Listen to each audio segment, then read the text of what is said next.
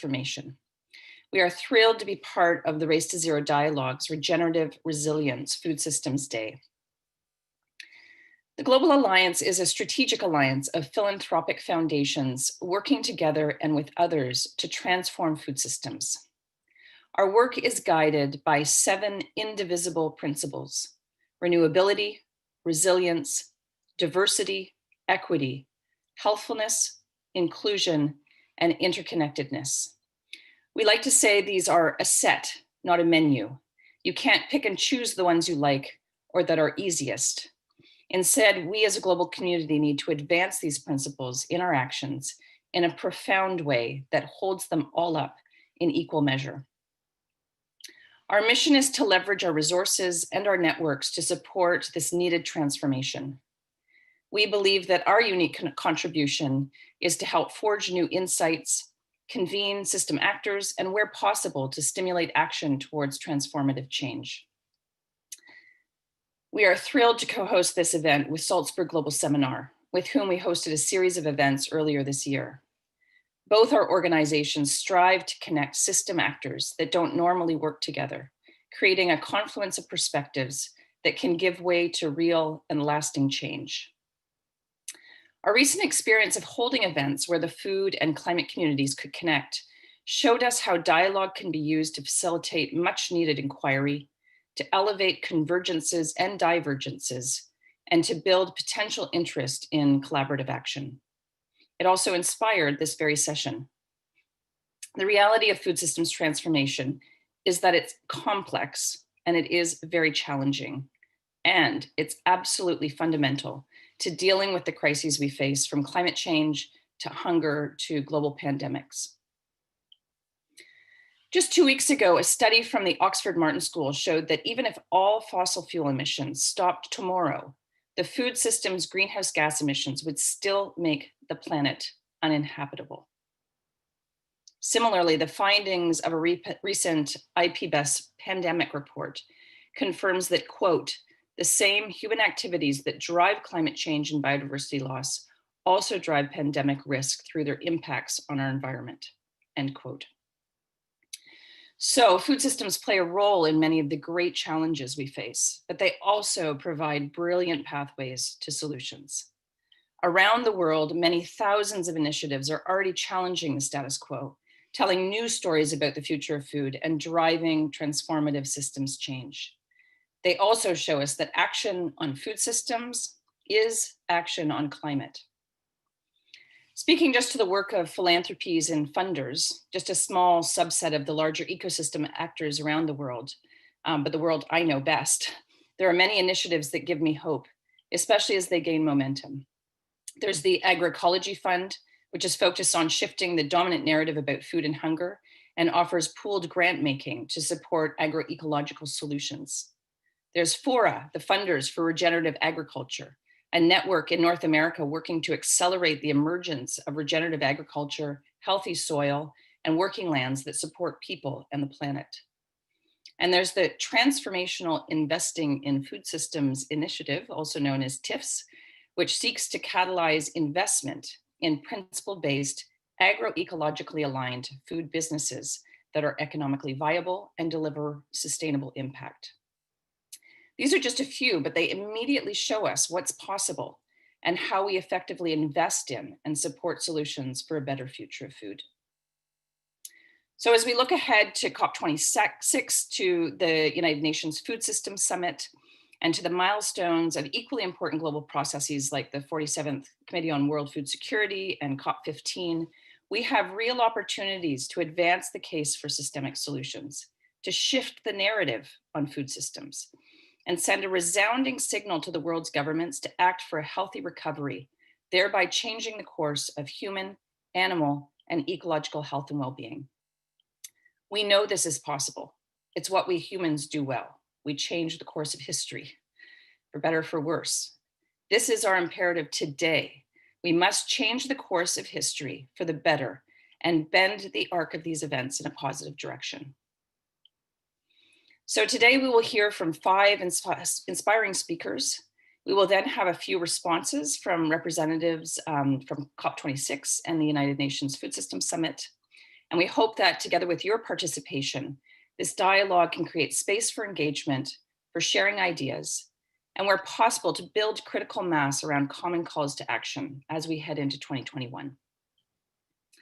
We're excited to have all of you with us here today. Just some small bits of housekeeping before we move into the rest of our agenda. If you haven't already done so, you're invited to introduce yourself to other attendees in the chat box and to make comments also in the chat box. Please put questions you have in the Q&A box just to help us track those adequately. I would like to now pass the floor to a wonderful colleague with whom we have been working in the most thoughtful, supportive, and collaborative partnership, Claire Shine, who is the Vice President and Chief Program Officer, Salzburg Global Seminar. Claire, over to you. Thank you so much, Ruth. Hello, everybody. It's a real pleasure to be joined through the ether today for such an important conversation. And thank you too to the Race to Zero dialogue organizers. It's such an important step for us all to come together. We're delighted that Salzburg Global Seminar has partnered this year with the Global Alliance for the Future of Food. By way of background, Salzburg Global is a completely independent nonprofit that was founded out of conflict at the end of the Second World War by 3 young people. We challenge current and future leaders to shape a more creative, just and sustainable world. And in our nearly 75 years, around 38,000 fellows from about 175 countries have come together through our work. The Sustainable Development Goals and climate action underpin everything we do. And we look across the divides, for example, focusing at the moment on ending pandemics and thinking of new paradigms to link human, animal, and ecological health. Ruth talked about systems transformation. We believe that means starting with systems, with people and organizations where they are, and building trust rather than stigmatizing. It isn't easy. It requires each of us to think about going beyond our training, our experience, our mandates, our reward systems. It requires listening, imagination, and courage. But as Ruth said, we can do it. The conversation today will include 5 stellar speakers who bridge very different life paths, sectors, and scales. We'll put a PDF with their bios into the chat box, so you'll be able to find out more about them and the work that they do as you go through. We're going to kick off with a 30-minute debate with the 5 speakers, followed by about 20 minutes of questions and answers with all of you. As you know, we asked everybody who registered to share answers to 2 questions. And I'm going to ask Jen now to put up the word cloud for the first question, which was, what are your hopes and expectations for the UN Food Systems Summit and COP26, either going into them or what you hope will come out of them? So for our first round of questions, I'm going to ask our speakers to keep their answers very brief. I'll call first from the climate perspective on Teresa Anderson, who is the Climate Policy Coordinator for Action Aid International. And she's focusing in the UN climate negotiations on protecting the rights, land and livelihoods of vulnerable farming communities. Teresa, a quick answer to that first question, please. Thank you so much, Claire, and thank you so much to the organisers for this great and really timely event, really a great opportunity to bring these perspectives together, so thank you. So on the great question on what our hopes and expectations are for the Food Summit and the COP26, I think it's important to register that smallholder farmers are the ones who really do feed the world, and these are the ones that have been systematically exploited and marginalised by agribusiness, whose model has actually failed to feed the world. In spite of all the land, in spite of all the subsidies that large-scale agriculture has been given over the decades, they have still failed to feed the world.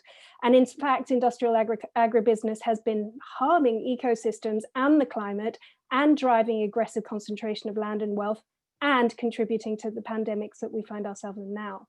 So the IPCC Special Report on Land, which came out last year, made it really clear that to address both climate change and food security, we really do need to shift to agroecological models of farming that support smallholder farmers, especially women smallholder farmers who hold up half the sky.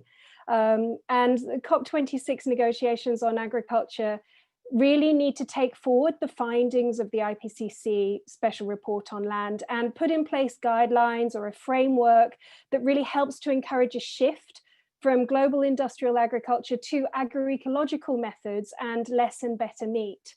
And this shift needs to be really guided by just transition principles that do a number of things that helps to address and not exacerbate inequalities. We need to transform our food systems to work for people, nature, and the climate. We need to make sure that the processes to shape transition plans are genuinely inclusive and participatory. And we need to make sure that the planning and policy frameworks that enable this shift are really comprehensive to support communities to themselves to make those shifts as needed. So that's what I would love to see the future big global discussions leading towards.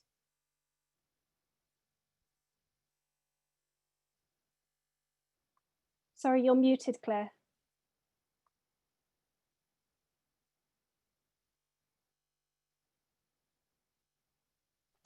My apologies, everybody. I'm so well trained by now. Now I'll bring in the perspective as André Guimarães on conservation and the low carbon economy. André is the executive director of the Amazon Environmental Research Institute, and he's the co-facilitator of the Brazilian Coalition on Climate, Forests and Agriculture. André, a quick first round on your hopes. Thank you, Claire. Thank you very much for the organizers and for inviting me here today. This is an extremely important conversation we're having here today. Well, my take on this, Claire, is very simple. I think we are in front of a paradigm shift. And the expectation that we have looking from Brazil, looking from the Amazon to the problem of the balance between deforestation or fighting deforestation and producing more food. It's actually, from our standpoint, is a fake battle. We actually have to find a way to balance those. We need to produce more food at the same time that we protect more the environment, and at the same time that we protect more the human rights. So all these things, they have to happen together. The way that we have been developing ourselves and our economies up until now is not going to be the way that we will develop our economies from now on. We are facing a number of new pressures from consumers, from voters, from societies in general, from the geopolitics in the world. And we have to reshape the way that we relate ourselves with nature. And very quickly, let me give the Brazilian example, which I think it's an interesting one to share with the audience here. I mean, 40, 50 years ago, Brazil was a net importer of food. Today, 40, 50 years later, Brazil is number 1, 2, or 3 in the key most traded commodities in the world. Brazil is one of the 23 countries that do produce food for its population and a surplus to export. And this is a very successful story indeed, and I'm very proud of it. But there was a price tag associated to this process. We lost half of the central savannas biome that we have in Brazil, the Cerrado. We lost roughly 20% of the Amazon. Many traditional communities have lost their lands. Many indigenous communities have lost their lives and their cultural structures. So there was a cost associated to this process. It can't continue the way it is from now on.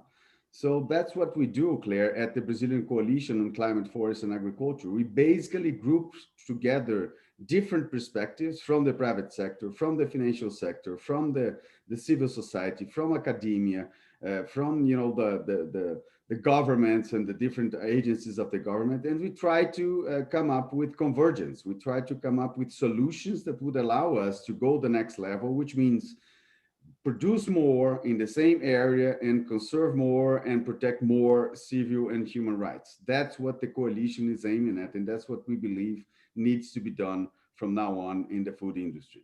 Thank you. Thank you so much, André. That's a great moment for me to bring in the perspective of Indigenous peoples with Andrea Carman. She has been the executive director for nearly 30 years of the International Indian Treaty Council, which represents Indigenous people from North, Central and South America, as well as the Caribbean and Pacific. So Andrea, I know you have some photographs to accompany your introductory words. Thank you so much, and Leosim Chaniawo, Umawayaim, respectful greetings to all of you. Regarding our hope hopes and expectations for the Global Food Summit. Indigenous peoples have always, since we've been coming together now for more than 20 years to talk about food sovereignty, maintained, as the slide shows, that food sovereignty is a prerequisite for food security. And our definition of food sovereignty is affirming a rights-based and a culturally based approach based on Indigenous peoples' rights, as was referred to. We can't be sacrificed for any greater cause, because our ability to protect the world's biodiversity, the United Nations maintains that 80% of the remaining global biodiversity is on Indigenous peoples' lands. And we have also time-tested methods, our original seeds, our ways of knowing, our relationships based on our cultures and traditional practices are essential for adaptation to climate change, as well as for sustaining our ability to feed ourselves and our communities. And it's recognized by Indigenous peoples as well as the United Nations that climate change poses the single greatest threat to food security in the future for all peoples. The United Nations Framework Convention on Climate Change has finally, after many, many years of activism and resistance by Indigenous peoples, recognized the importance of Indigenous peoples' traditional knowledge, including our knowledge in food systems, to adaptation and mitigation of climate change through the creation of the local communities and Indigenous peoples platform, which I'm honored to be the chair of this year.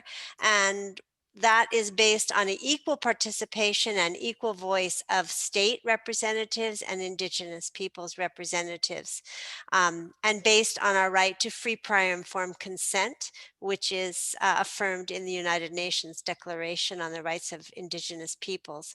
All of these elements need to be central for our participation to be meaningful and effective in the Food Summit, and our contributions to be respected. Thank you. Okay, thank you, Andrea. And that takes me neatly to Saswati Bora, who represents the perspective of food systems innovation, leading on that agenda for the World Economic Forum, and also leading their food and agriculture work in India. Saswati. Thank you, Claire, and thank you to the organizers for inviting me to this very important discussion. My hope for both the UN Food Systems Summit and at COP26 will be that both these major milestones will work towards adopting a more holistic and integrated systems approach that examines both the food and climate systems as a whole rather than in separate parts.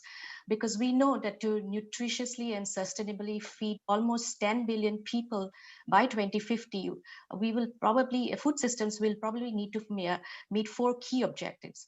It will need to be sustainable to minimize the negative environmental impacts, conserve biodiversity and natural resources, and strengthen resiliency against future shocks like the COVID-19 pandemic. It'll also need to be nutritious and healthy. It needs to provide and promote consumption of healthy food for a healthy diet. It will need to be efficient to minimize food loss and waste. And as Teresa mentioned, it needs to be inclusive. It has to bring in the perspectives and bring economic and social inclusion for smallholder farmers, Indigenous people, women, and youth. So my hope is that at least the UN Food Summit will bring an understanding on what do we mean by an integrated food systems vision and what are the approaches, focusing on some of the key pathways that through collective multi-stakeholder action could lead us to some positive, tangible change for both the people and planet. And for the COP26, I hope it also recognizes the larger role of food systems to meet climate objectives, beyond just looking at production and land use, to really encompass food loss and waste and also sustainable consumption. And so that would probably mean that both the UN Food Systems Summit and the COP26 needs to examine the synergies and possible trade-offs between climate objectives, health objectives, socioeconomic and livelihood objectives, and find pathways through collective action and collaboration. Thank you. Great. Thank you, Saswati. And then our fifth speaker, Milyon Belay, has just joined. Milyon really brings in the perspective of food sovereignty, so great timing. He's the coordinator of the Alliance for Food Sovereignty in Africa, which brings together diverse civil society organizations spanning small-scale farmers and pastoralists to consumer movements and indigenous peoples. Milyon, some brief words for your first contribution, please.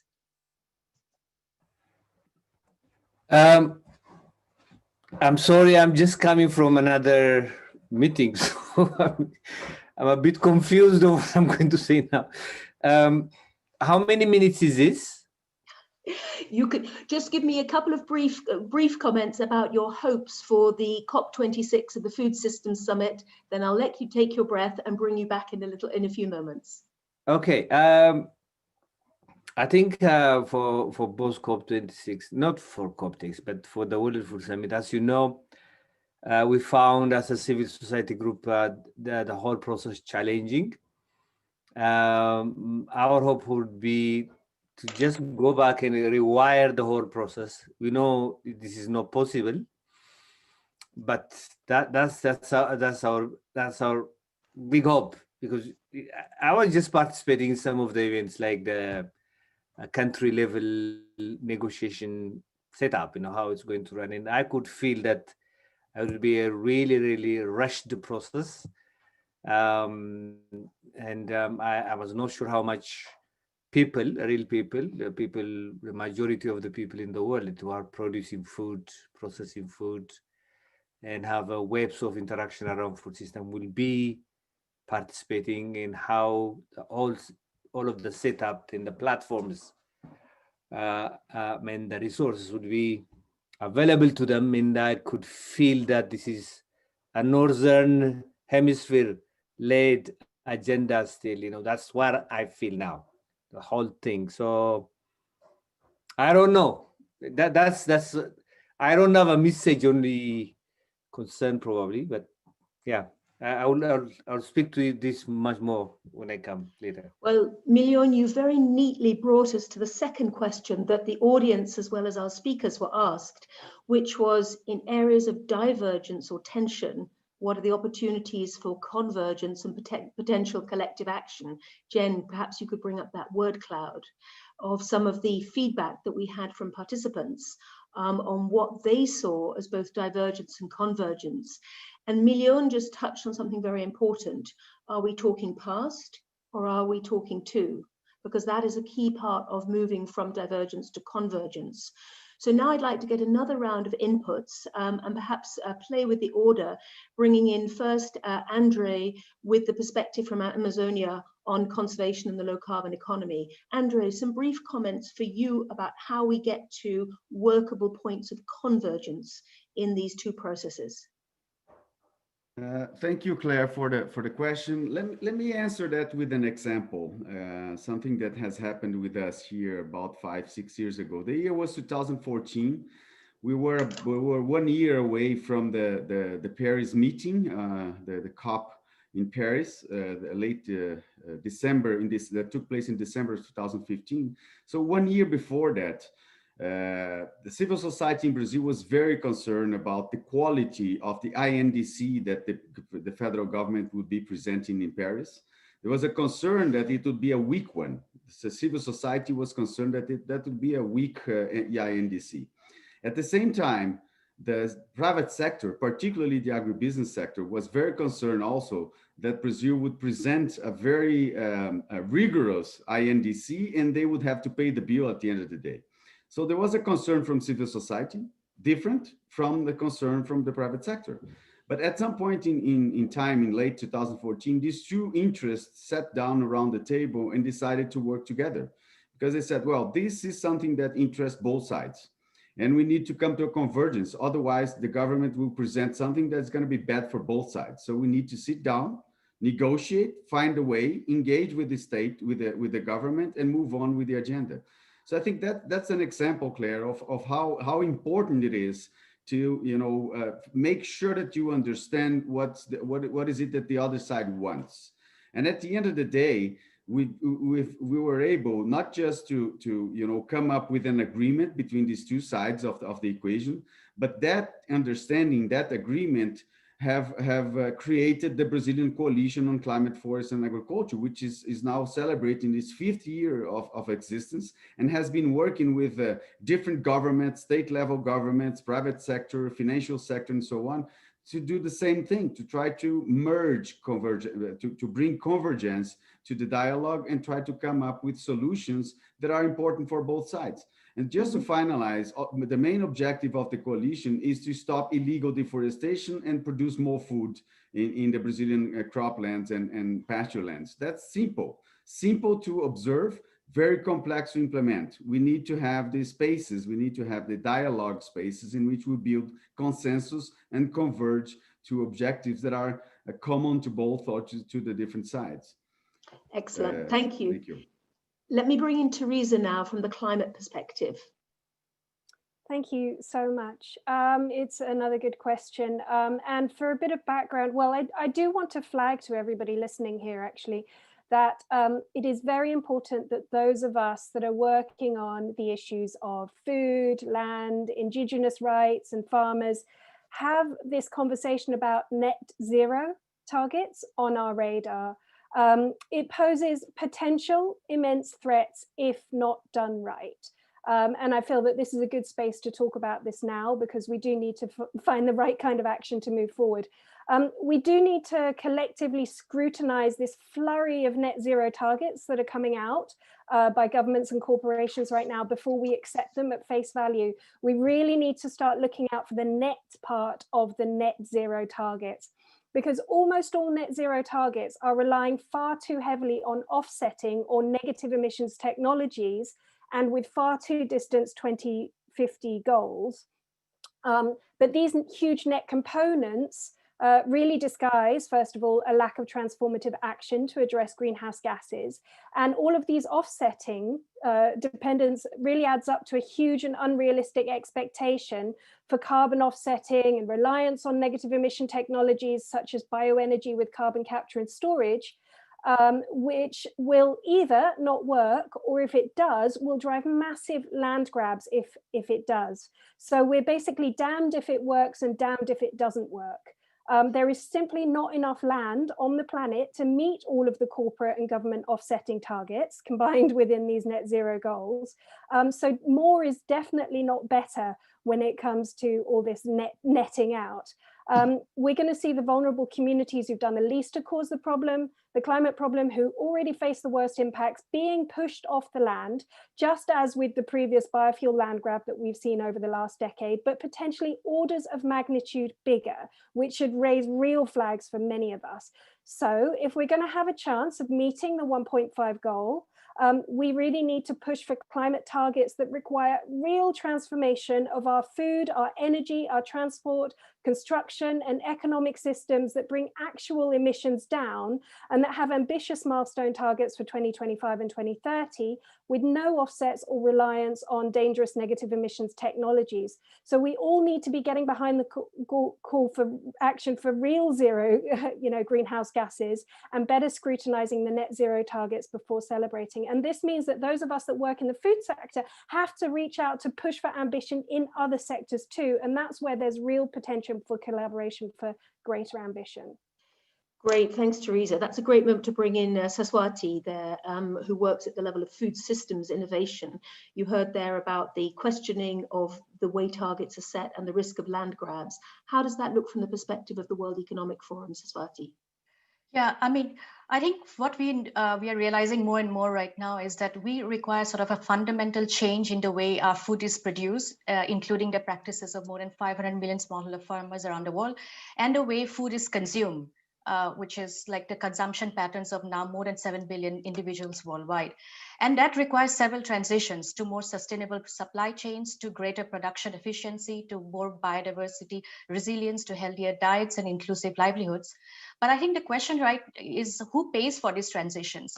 What are the incentives that can overcome the hurdles that are preventing stakeholders from making this change? So we really need to focus on incentives that can address these transition costs, the cost of behavior change, that can fill knowledge and awareness gaps and really be powerful enough to change the mindsets of billions of individuals. And so I think one of the biggest opportunities, and perhaps also one of the most challenging aspects of it, is to realign incentives to build climate and food systems which are fit for the future. So because many of the current incentive mechanisms, whether it's the subsidies or business models that are in place, were put in place decades back when some of the imperatives for at least countries were food security and self-sufficiency.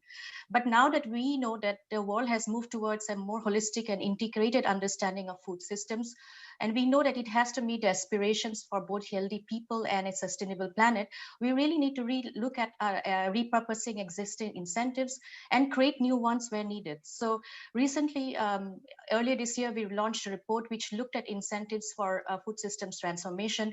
We highlighted the role of public investments and public policies, which we believe could be one of the biggest drivers of food rapid and widespread change. We looked at the role of shifting consumer demand, the role of businesses and institutional investors. But I think what our main point is that all of these pathways are interconnected, and we need progress against all of them to support the goal of realigning incentives. And we also need to understand that there will be trade-offs between many of these interconnected outcomes within food systems. For example, for higher cost of producing environmentally and socially responsible goods may make it more expensive for consumers. So how does governments come in and provide adequate safety nets to protect vulnerable consumers? At the same time, it might lead to loss of income for some producers if we have to move them to more sustainable practices. So how do we ably compensate them to make that transition? So I think from my perspective, the role of multi-stakeholder collective action, whether it's countries, civil society organization, private sector, donors, farmer organizations, will be required both at the global and regional level, but also at the country level to really induce this change. Great. Thank you so much, Saraswati. I want to bring in Milion now from the perspective of food sovereignty. Where do you see the opportunities, convergence, particularly because you highlighted what you see as the imbalance with the global north under the current status quo? Yeah, I think in terms of opportunity, this would have been a fantastic opportunity, honestly, because the UN has a power of bringing in everybody on the table, and there's a lot of support for this, as we see. So if we could bring, those who are concerned about the crisis in the food system that we are facing around the table and have a serious discussion about the power imbalance that we are seeing, because in the food system as it is now, there are very, very powerful interests who are really are interested in tinkering, the corners of the problem, not really addressing the fundamental transformational change. So if we could bring them, and especially if we could give a chance to those who are producing food, processing food, and those webs of relationships, if we could bring them together, and if we could analyze also the policy incoherence that's existing in almost every country, even at the higher level, that would have been fantastic. I'm just coming from another African Union event, and there is a recognition there that even policies at that level, policies related to food, are very much incoherent. So if these kinds of spaces could give us an opportunity to talk about those policy incoherences, if they could encourage, the democratic participation of the people, that would have been a fantastic opportunity. Brilliant. That's a good moment for me to bring in Andrea, who represents Indigenous peoples. And Andrea, just a brief answer, please, so that we can move on towards the questions and answers. Thank you. There are several concerns that have been raised here by previous speakers, things like carbon offsets, market-based solutions, that we're very concerned are taking too prominent a role in the planning for the Global Food Summit. The relationship, with all due respect, with the World Economic Forum seems to put the focus on large-scale food production. There's a recent expression of partnership between the multinational conglomerate of pesticide corporations, CropLife, and UNFCCC, which is very concerning. You can see this is, my own Yaqui community, and a lot of these pesticides have been banned for use by the exporting country, but are still sent and sprayed on our children, our families, with resulting, deaths, birth defects, and cancers. And these elements coming into the discussion about the global food systems is very concerning for Indigenous peoples vis-a-vis the summit coming up, and whether the promotion of market-based solutions, of large-scale production. We've heard about trade-offs, but Indigenous peoples' rights and lands can't be what's traded off for global and corporate solutions, which are not really solutions at all. They're perpetuating the very violations of our rights, as well as the global climate and food crisis. Thank you. Mm-hmm. Thank you.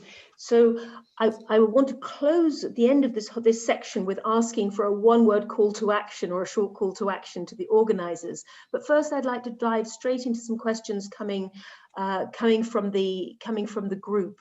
The first, trying to read out of the corner of my eye, is to Saswati, thinking about that issue about negative externalities and the true cost of how we actually price food production and the negative environmental externalities. It's not, of course, a question only for Saswati, but I'd like to start with you and then broaden it to the whole group, if I may. Sure. And what exactly is the question on the negative externality? I'm just trying to bring it back up in the chat box. Please excuse me. I'm trying to read out of the corner of my eye. There we are. What is Saswati's view on how to internalize negative externalities in food pricing, rather than accepting that food which is better for people and planet and farm animals has to be more expensive?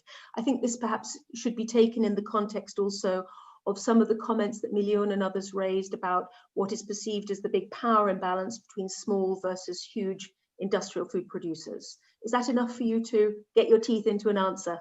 Yeah, I think there's been a huge discussions recently among the global community to really look at what is the true cost of food, and really trying to factor in some of the negative externalities.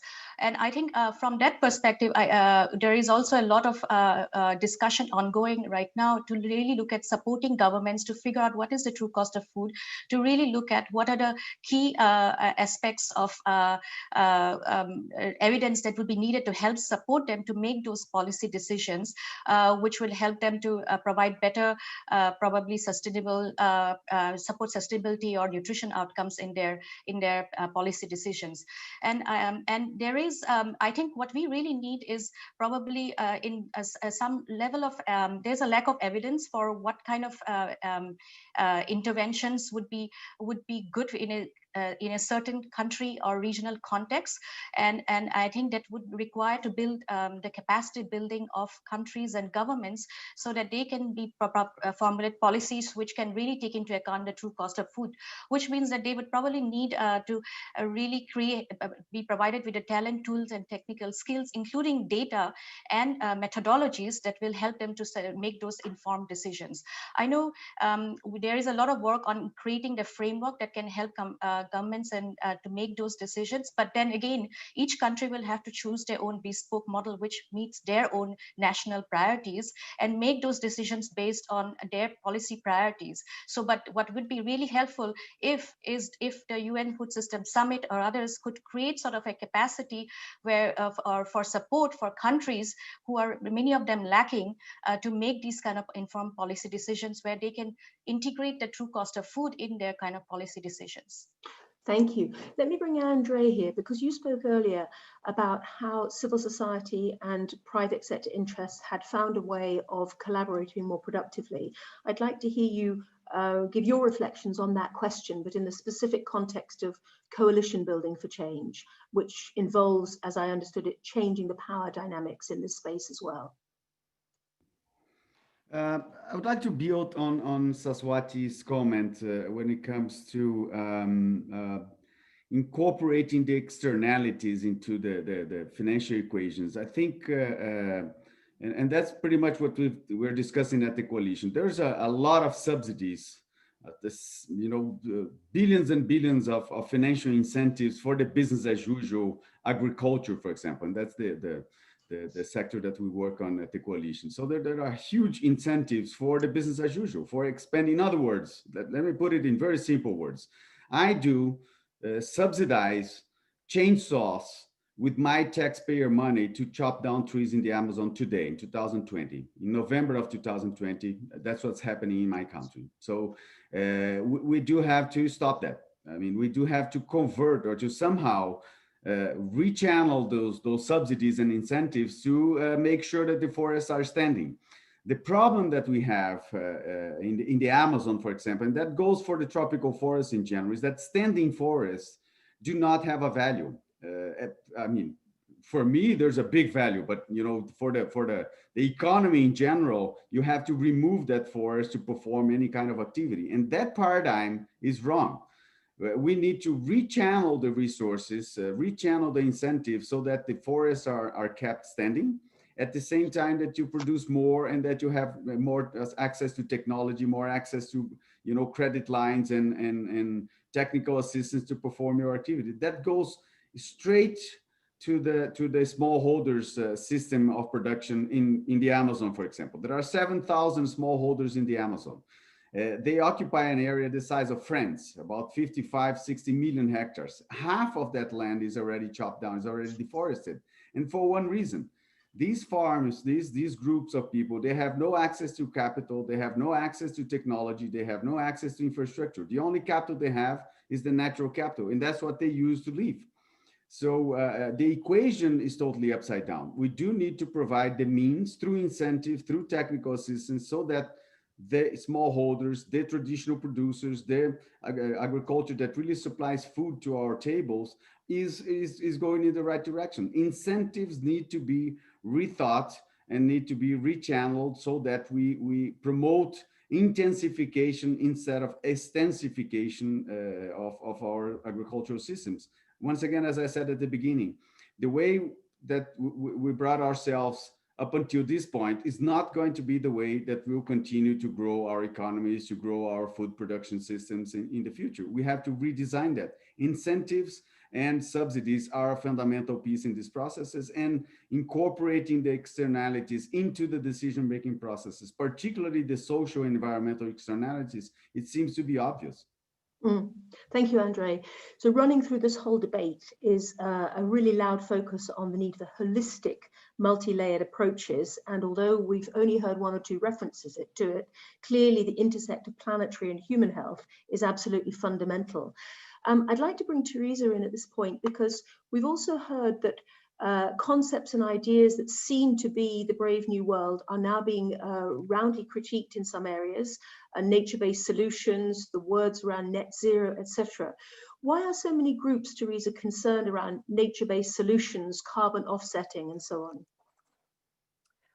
Well, the nature-based solutions discussion has been very interesting. It emerged just over a year ago as a potential new exciting way to bring together the discussions about ecosystems, the discussions about climate, and potentially agriculture together. And as ActionAid, we were quite excited initially about the potential for this to create a space to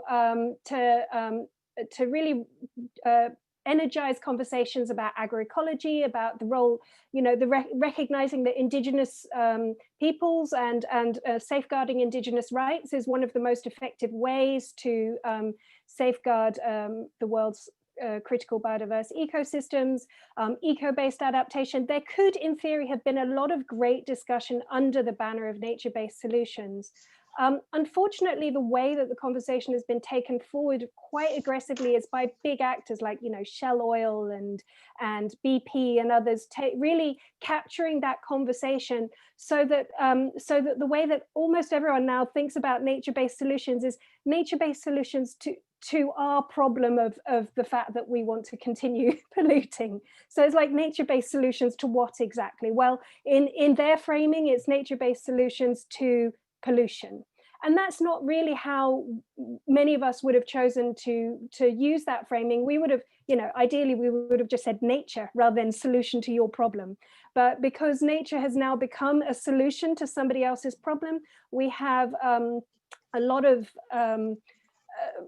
pressure on how ecosystems can play that role, how they have to play that role, the defining of ecosystems as Shell's territory to fix the climate. And that's not what we need to do. We need to be pushing Shell to absolutely transform, or ideally become irrelevant, because we want to see fossil fuels like out of the picture. We don't want to be legitimizing fossil fuels through the use of ecosystems. So that's why nature-based solutions and offsetting is becoming a real problem. Great, thank you very much. And that's triggered more questions in the chat box here from Marita Johansson. I'm just extracting from this question because I want to put this out to Milion and to Andrea. Today's broken food systems are a major driver accelerating humanitarian needs, including acute food insecurity in war-torn societies. Can we work towards joining the big dots for the various stakeholders not part of the dialogue? So first, Milion, with your African insights, and then we'll wrap up with Andrea from the Indigenous Nations perspective, please. Milion.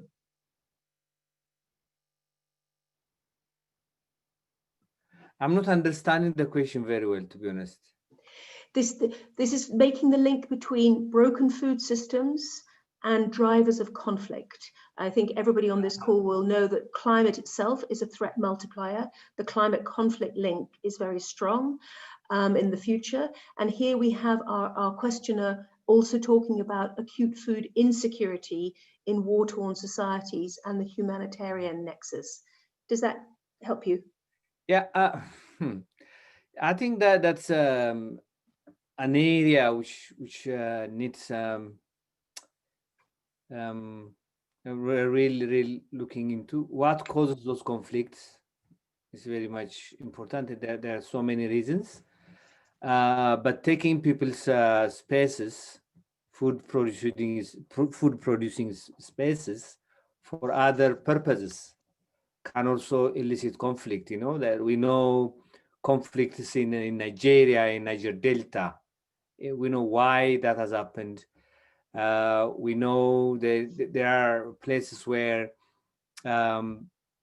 large-scale agriculture is being implemented and people are moved out of their land, and because of that, there's conflict.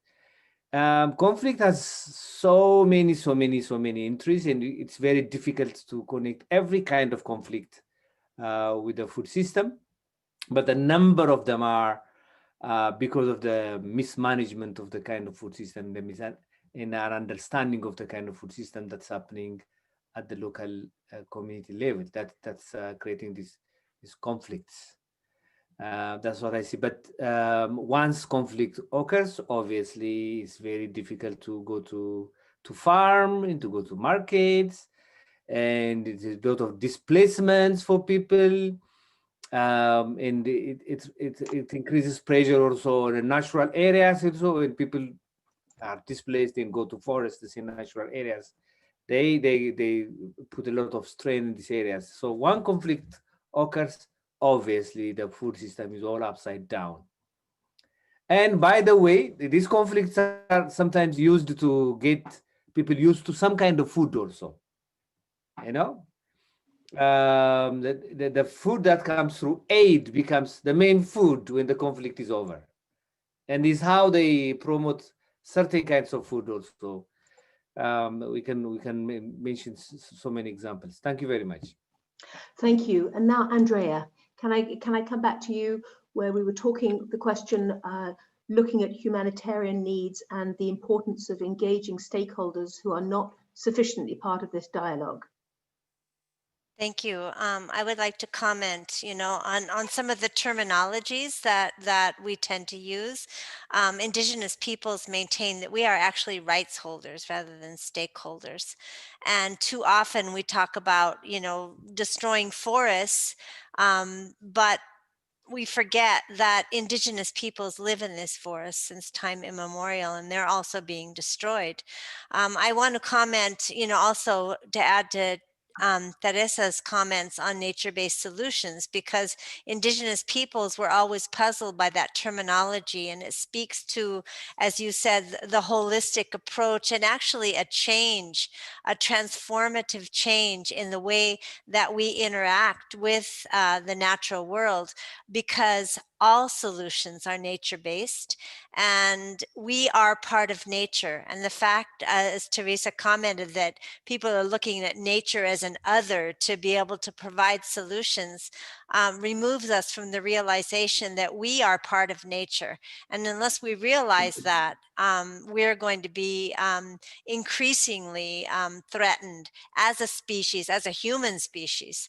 And I think the pandemic is also, showing us that disconnect without realizing what we're doing to the natural world and what we've done to put us in a very vulnerable situation.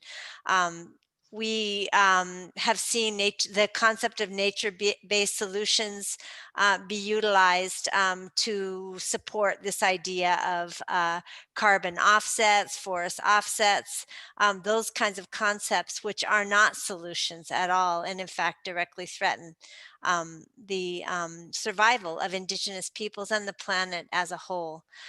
So with holistic solutions, I think we have to come together as a human family, but also realize that we are fundamentally part of nature. We are part of the natural world, and we need to be part of the solution as well by taking all of the rights holders as well as stakeholders onto the table where solutions are being discussed.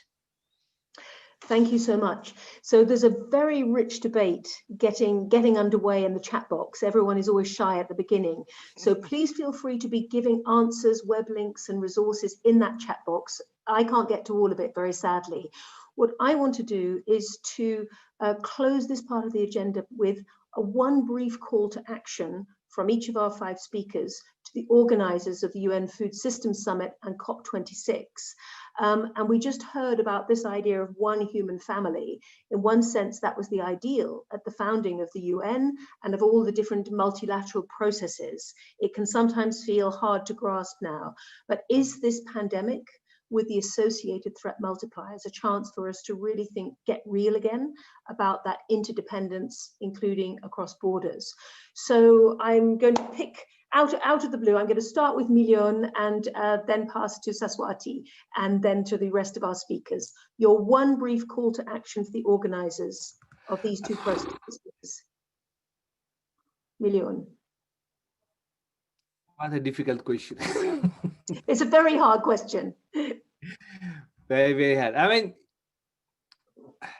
I think to slow it down a little bit and involve people, involve others, involve civil society in the right way. That's the only thing that I can say. Okay. Saswati. I think my call to action would be to encourage a holistic systems approach for both of the organizers of the Food Systems Summit and COP26, and really look at realigning incentives through inclusive collective action, and really to recognize dynamism of food systems. We know that farmers can provide eloquent solutions to the challenge of transformation. They can make agriculture more renewable, beneficial, and sustainable. But if we find pathways for consumers to reward farmers for producing more nutritious and sustainable food, I think we could be really looking at realigning the incentives and also really looking at recognizing the dynamism of food systems. Excellent, thank you. Andrea. Thank you. I think it's important that the organizers step back and challenge some of the assumptions about reliance on industrial and economic-based food systems. because that's not what feeds the world, as many have pointed out here. And also bring diverse food producers to the table from the beginning, from the planning stages, not just plug us in as speakers when the event happens. We have something to contribute. We want to share as Indigenous peoples, but it needs to be done in a respectful, rights-based framework. Thank you. Thank you, Andrea. Andre. Hard to speak after Andrea. First of all, let me second that, Andrea. Absolutely right. But in addition to that, my suggestion would be to, on one hand, factor in the so-called environmental and social externalities into the cost equation of food production on one hand, and on the other hand, make sure that those additional resources are fairly distributed to make sure that the environment is protected and human rights are indeed also respected. Thank you. And Teresa. Yeah, I think my comments to the Food Systems Summit, but could also apply more largely, would be to really ensure that this, echo Andrea on that this needing to be a rights-based process, because when you don't center the right to food and you center corporations in the mix, the vision gets very lost. But in addition, one of the criticisms that's apparent around the Food Systems Summit is that it's trying to pick and choose which civil society organizations get to speak on behalf of the world, instead of like really working with the framework of the Committee on World Food Security and the civil society mechanism, in which farmers, movements, and NGOs have themselves decided who's going to represent them and what their messages are. So to address these criticisms, the Food Systems Summit really needs to work more closely with the CFS and reference its various tools, bring in the CFS chair, for example, to the advisory committee, listen closely to the CSM in the way that the CSFF, listen to the civil society groups in the way that the Committee on World Food Security does, and recognize the wealth of rooted insights that farmers, movements, and civil society can give to this process, rather than just picking the people that get to speak on their behalf. But I think those apply widely as well, not just to the Food Systems Summit. I think that's right. In a sense, you've just reminded us of a blueprint for effective multilateral and multi-stakeholder negotiations. So wrapping up this part of the program and recognizing that, of course, a vast amount is in the chat box rather than being recapped right here. Teresa's final comments reminded me, if you're not at the table, you're on the menu, as we sometimes hear said, undercutting a lot of the conversation related to power and the shifting dynamics between people and power, not only in a democratic sense, but also the whole way in which choices are made and resources are allocated. We heard some interesting calls to action or key points there from Milion. The importance of slow. We sometimes at Salzburg Global hear ourselves called slow food for the mind. And it can be so hard in a world on speed to think about the complexity and multi-layeredness of systems change. Seswati was eloquent about the importance of holistic approaches that really understand the shifting dynamics and perhaps also respect where change is happening within those systems and how we can optimize those change trajectories. Andrea spoke importantly about challenging assumptions which underlie so much of the way we do business legitimately, our norms, our parameters, as I said at the beginning, and in particular highlighted the importance of respect and a rights-based approach as part of that new paradigm. And Andre, of course, speaking to the question of externalities and negative externalities, which gave rise to one of the really important conversations running through the Q&A. For myself, I hear how terms, concepts, and initiatives that seem to carry great hope and optimism can then show their cracks as they start to be put into practice. And that eternal vigilance is also part of the spirit of collective intelligence, appreciative inquiry that we're all engaged in. It's brilliant now to hand back to Ruth, because she's going to be speaking to those on the very front line of these two international processes, Nigel Topping and Martin Frick. So Ruth, the screen is yours again. Great, thank you so much, Claire, and really fantastic discussion amongst the 5 speakers and also in the chat box and the Q&A box. So thank you everybody for really weighing in on this. I just want to hold up what I heard just in terms of kind of convergences and divergences very quickly. I think in terms of convergences, I mean, everybody's calling for a desire for a more healthy, nutritious, sustainable, and low carbon food system. You know, I think there's sort of common threads around the fact that the global industrial system is not fit for purpose.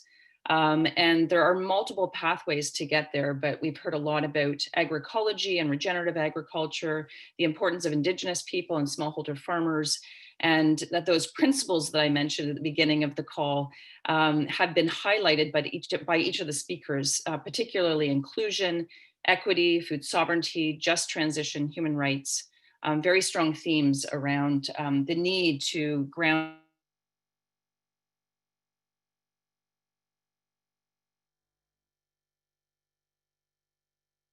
jotted down a quick list. It will not be comprehensive, but for instance, realigning incentive mechanisms, concerns around net zero and carbon offsets, real concerns around inclusive and participatory processes, especially with underrepresented voices like women, smallholder farmers, indigenous people in the global south. There was talk about false arguments and the real need for holistic analysis and systemic solutions. Of course, there's some concern around power imbalances and policy incoherence. This sort of reminds me that at the Global Alliance, we use something called Blue Marble evaluation, and maybe one of my colleagues could pop that, a link to that in the chat box. Blue Marble evaluation is an approach to evaluation that is fundamentally anchored in systems thinking and breaking down silos, integrating sort of separated functions, connecting people and places and creating linkages over time. And one of the guiding principles of Blue Marble evaluation is that tensions can't always be resolved, but they can be held and they can be elevated as the basis for working toward understanding and possible breakthrough solutions.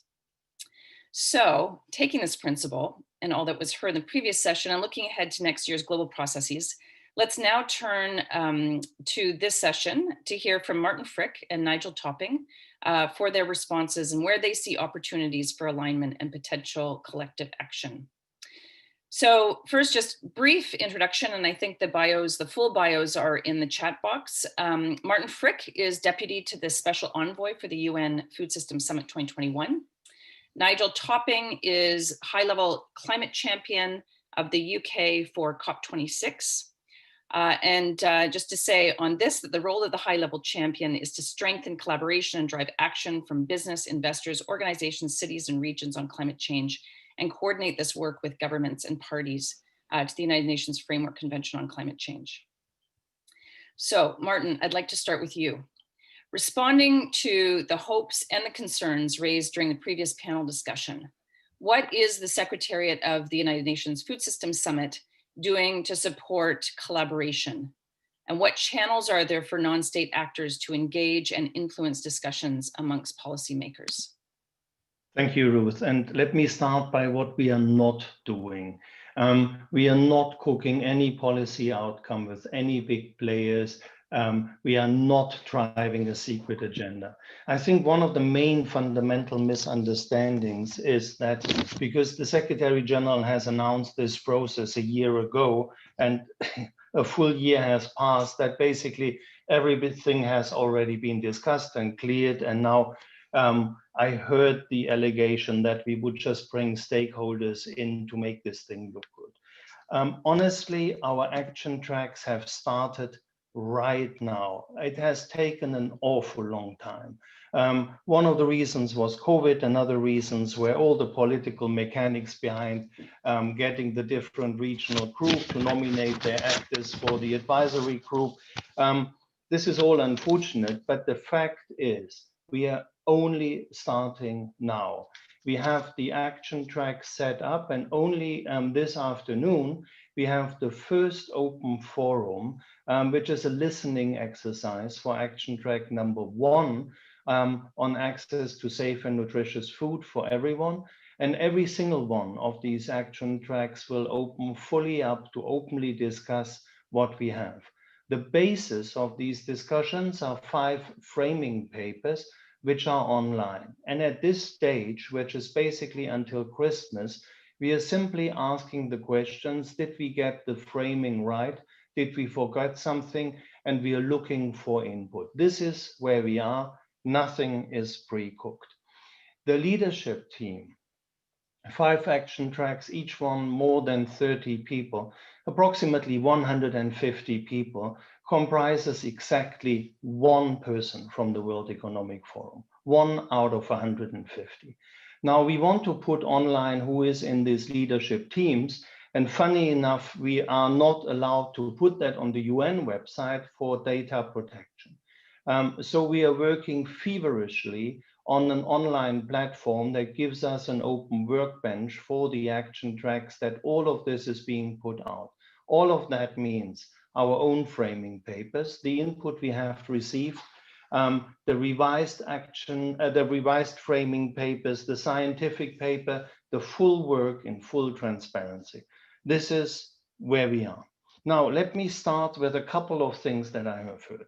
In every framing document of the Food System Summit, you will find that it starts with the notion of our food systems are broken.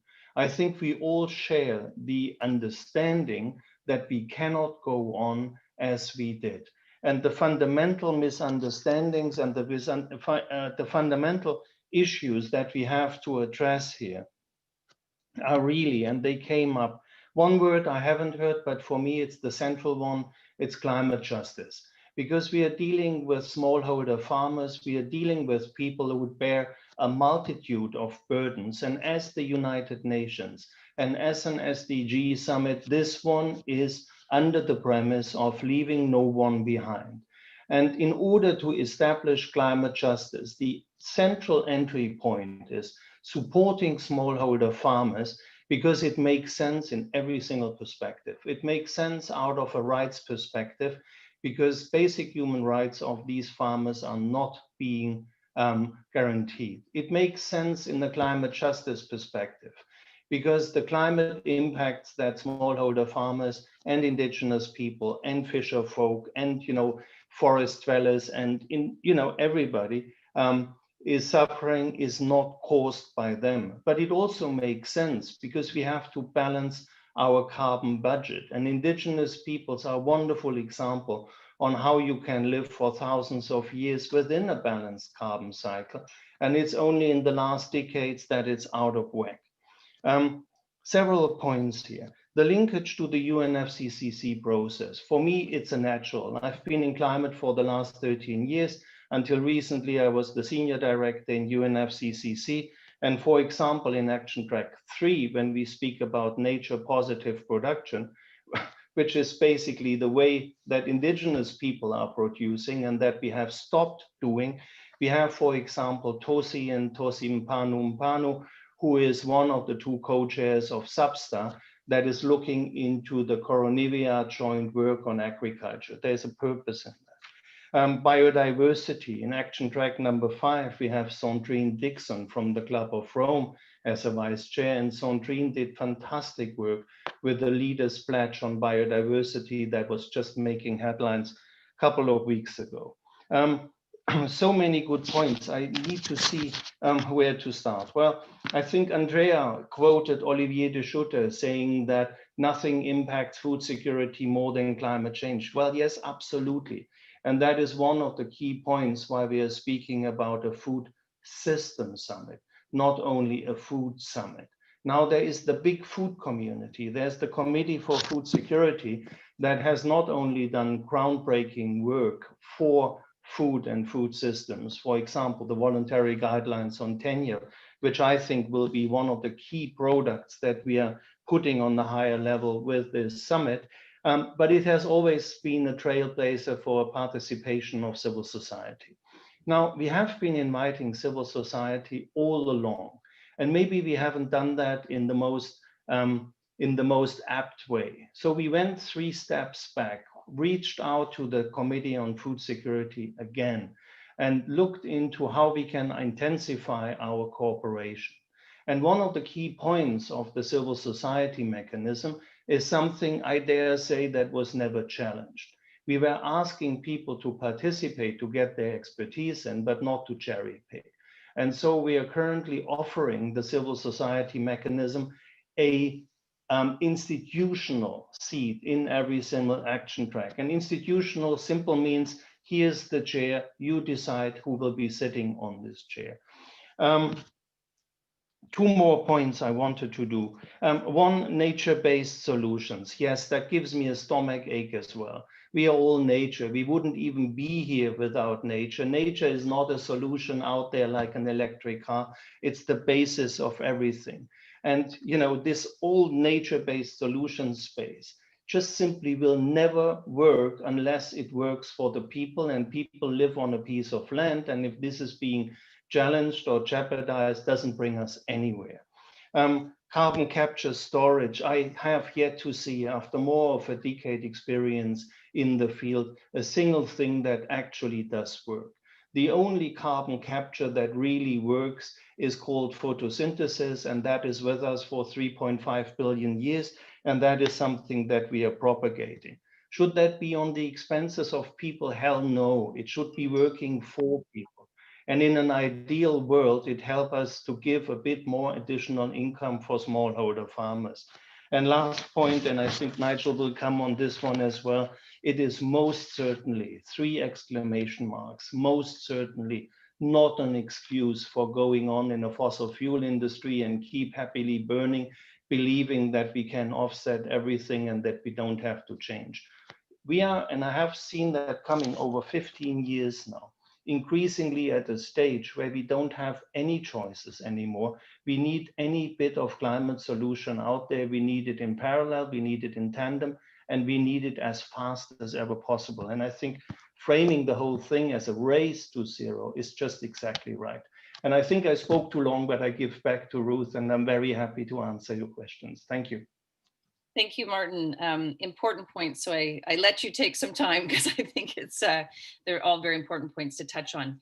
But let's turn to Nigel. Nigel, I essentially have the same question for you.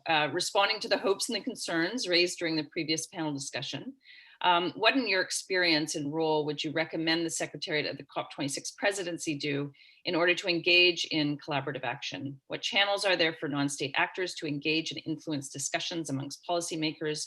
And what unique elements do non-state actors bring to the table that these policy bodies can't do without? Okay, great. Ruth, Claire, thank you so much for the framing, and thank you to the Global Alliance for Future Food and Salzburg Global Seminar for curating this dialogue.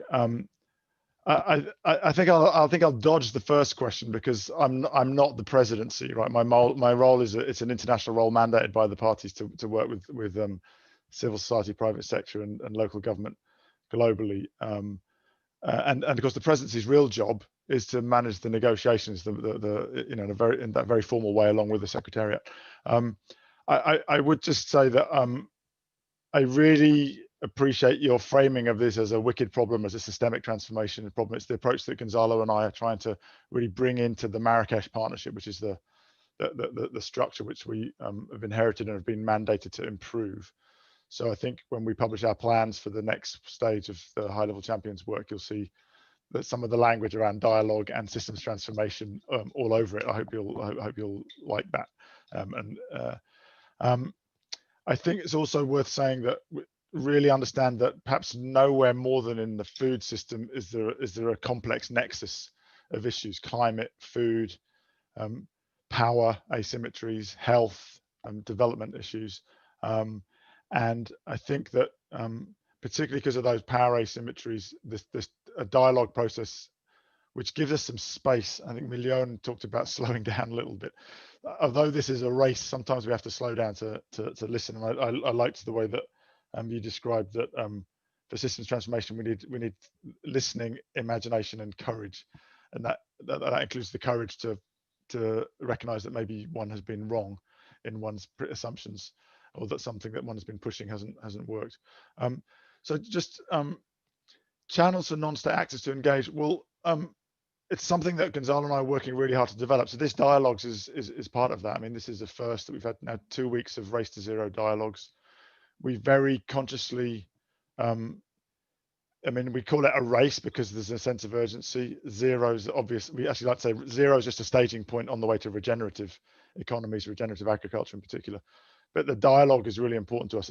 We're not trying to have a debate where one side wins and the other side loses. We're actually trying to open up a space to respectfully listen to different perspectives, because we think that's the way that learning comes. And you know, we're quite stuck collectively right now. We can't kid ourselves that there's a smooth pathway that we all agreed of how we unstick and solve these problems. So we've got to have that. We've got to listen. We've got to find imagination. We've got to have courage. This is one way of opening up involvement, and we've worked really hard. We maybe haven't gone far enough, but I think we've made diversity of voices a prerequisite for any partners curating these dialogues, and you've certainly carried it off beautifully. And I think you'll see across the 2 weeks we've seen more diversity than we normally have in climate conversations. We also worked very closely with TED on the Countdown initiative, and again worked really hard to make sure there's more diversity there than normal. I think that we are publishing the second generation of net zero pathways, which Gonzalo Munoz, who of course himself is both a farmer and a circular economy pioneer and a B Corp pioneer, is my fellow champion from Chile, and so we're hoping to make those pathways dynamically part of the conversation, because we think that ultimately, unless we can converge on pathways, I think this idea of highlighting tensions and then aiming to converge in the way that Andre talked about, both civil society and private sector converging in Brazil. Unless we can converge on pathways, then it's very difficult to de-risk the actions that everyone needs to take, so that we can go at the pace and scale that we need to get to. So our aim will be to use these pathways in weave dialogues with you and many other partners next year, so that by the time we get to COP, we hope that dialogue is much further advanced and the sense of converging on pathways is much further advanced. Clearly, in some sectors of the economy, we'll be able to get to convergence much faster than others, which is why I'm so pleased that the Food Systems Summit is happening next year, because I think we definitely need more attention to this part of the economy. You know, 25% of the problem, 30% of the solution, just from a mitigations point of view, and of course crucial to resilience as well. Let me just say a couple of things about the unique role of non-state actors. I think there's lots that have been brought out. One which Teresa mentions is the sort of accountability, so to make sure we don't have one sector or one voice getting carried away thinking that it's defined something. I really agree about the need for caution with net zero, but I'd say there's two ways to be cautious. I mean, in the race to zero, we're working with Oxford University, and we think a very rigorous, transparent process to make sure that we only embrace in the race to zero initiatives which are very clear about driving real reductions in line with the science, with an emphasis on short-term action. So no 2050 targets without any 5-10-year targets, and with a rigorous approach to negative emissions, which means that they can only be considered if people are already reducing in line with the science, and then as a residual. And yes, there's definitely greenwash out there at the moment. There are definitely organizations saying we are net zero or we are climate neutral without any commitment to actually reduce their full value chain of emissions. So I would point to some recent papers by the Science Based Targets Initiative and by Oxford University, which lean into that question. I don't think we've finished the conversation yet, but it's a really important one. I think other things, you know, the non-state actors really help change the politics by demonstrating practical solutions when non-state actors converge. So when we have civil society, mayors, investors, businesses converging, it does make it much easier for policymakers to shift, because ultimately they pay a lot of attention to citizens and private sector in particular. I think also there's an opportunity to learn faster when we recognize that there's multiple levels of innovation and experimentation. I see that particularly in the work with local governments. That devolved authority often allows for faster experimentation, that can then sort of go spread learning much faster. I wanted just to finish, if you'll indulge me, with a quote, actually, because I think I've just been thinking about your principles and about perhaps nowhere more than in the food system is this transformation we're talking about a question of shared humanity. And it seems to me the quality which we as well as of listening, imagination and courage, which requires humility to listen to others and be wrong and be prepared to admit that. I think we need a spirit of solidarity above all. And I just came across a wonderful quote by, for many of us, our great teacher in thinking about systems, Donella Meadows, who said, living successfully in a world of complex systems means expanding the horizons of caring. No part of the human race is separate either from other human beings or the global ecosystem. It will not be possible in this integrated world for the rich in Los Angeles to succeed if the poor in Los Angeles fail, or for Europe to succeed if Africa fails, or for the global economy to succeed if the global environment fails. I think the previous speakers have all said that in their own, have echoed that quote in their own words. The last thing I would say is that Gonzalo and I are really conscious that we've been able to put together a stronger team to support the non-state actor agenda within the UN construct this year because of where we sit. But the future champions and presidents will come, the next two will come from Africa and then Pacific. So we're working really hard to put in place an infrastructure that will support future champions so that the work continues rather than spiking. And in particular, we're looking to see to do what we can do to extend our team to have an African presence, to be supporting and working with the ecosystem of non-state actors in Africa, given the importance of Africa and the fact that the next presidency will come from Africa for COP27. Thank you, Ruth. Great, wow. And Nigel, thank you for bringing Donella Meadows into the conversation, one of my favorites. I think all of us, right? Or anyone working in systems thinking she's one of our favorites. Yeah, absolutely. So thank you for that. We don't have much time left, and I see that some questions have come into the Q&A and that they've been answered bilaterally, so that's great. I think maybe just to close off, a few thoughts from each of you. You have clarified the processes to some extent. You've talked about some of the missteps and some of the good steps that you've been trying to follow within each of these processes. Nigel, you talked, quite eloquently about the role of non-state actors, some of those roles bringing forward solutions, kind of changing the dialogue and the debate.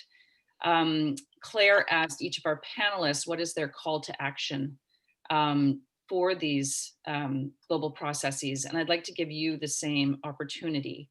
On a very individual level, what is your quote unquote call to action, or what is your request of those on line today in terms of getting engaged and or really trying to influence and inform these processes in a very positive way?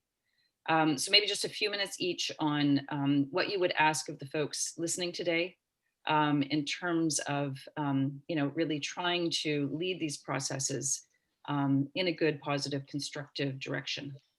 So Martin, let me start with you. Well, thank you. And sorry, I understand I made a lot of noise with my papers before, so I won't touch them. The call to action is simply do get involved. Please do get involved inside the process, work with us, because we can guarantee and we can work to have an open and independent platform, but people have to use it. And, we have the possibility to speak about food systems as a system, and that means we have to engage everybody.